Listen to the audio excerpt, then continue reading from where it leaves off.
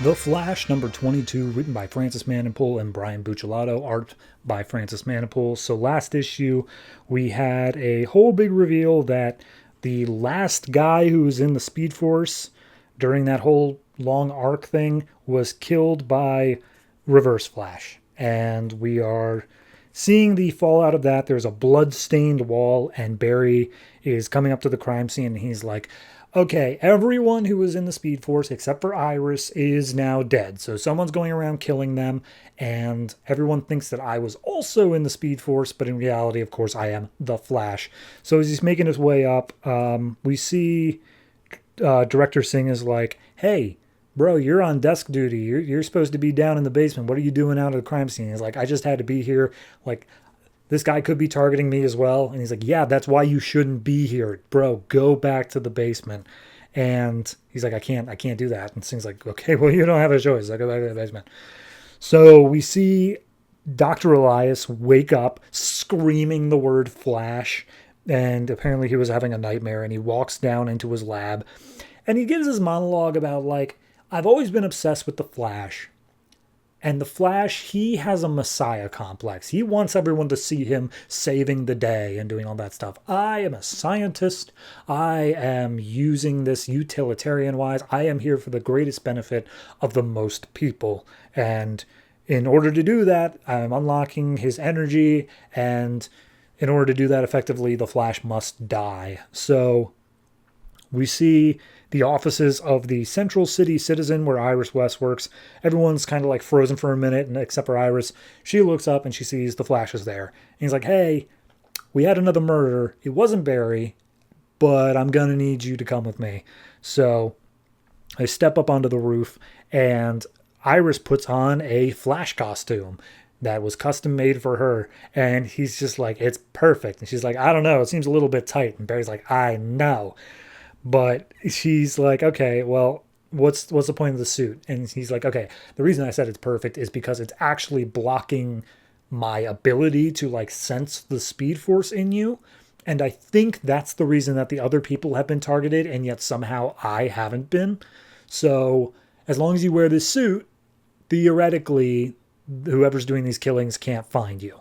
So second up, we're on this roof because this is where the first guy died, and I've sent, because it was ruled a suicide or whatever, I've got this bit of evidence that police didn't notice, and it's part of, like, the Utah salt flats or whatever. So we're gonna go check out that.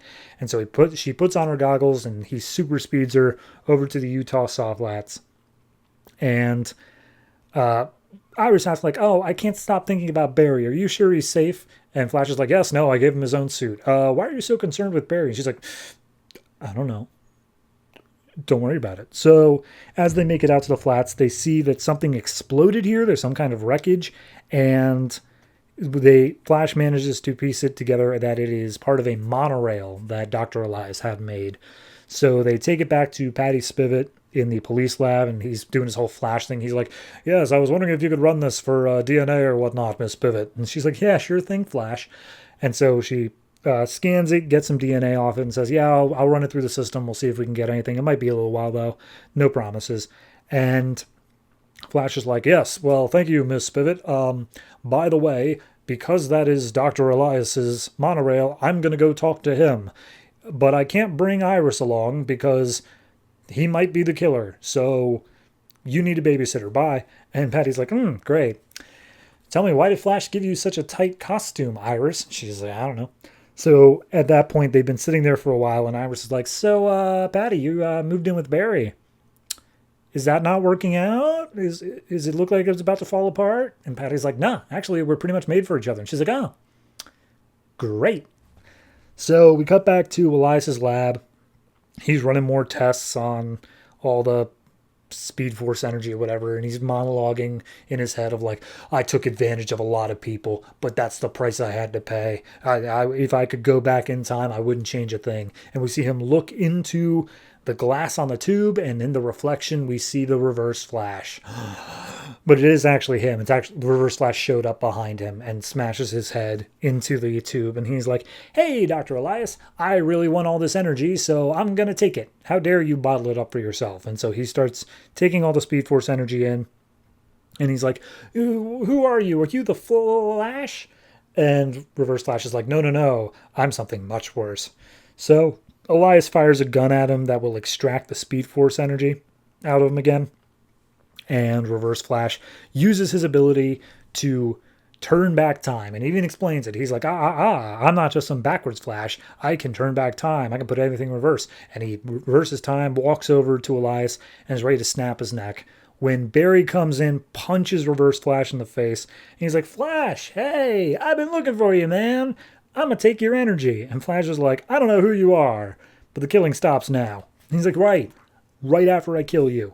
So they get into a fight, and it's just, a full page layout here of Barry basically saying, like, "I put all of my friends in danger just by their association with me."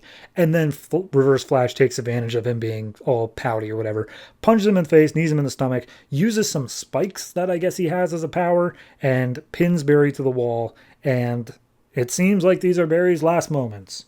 I'm sure he won't possibly get out of this.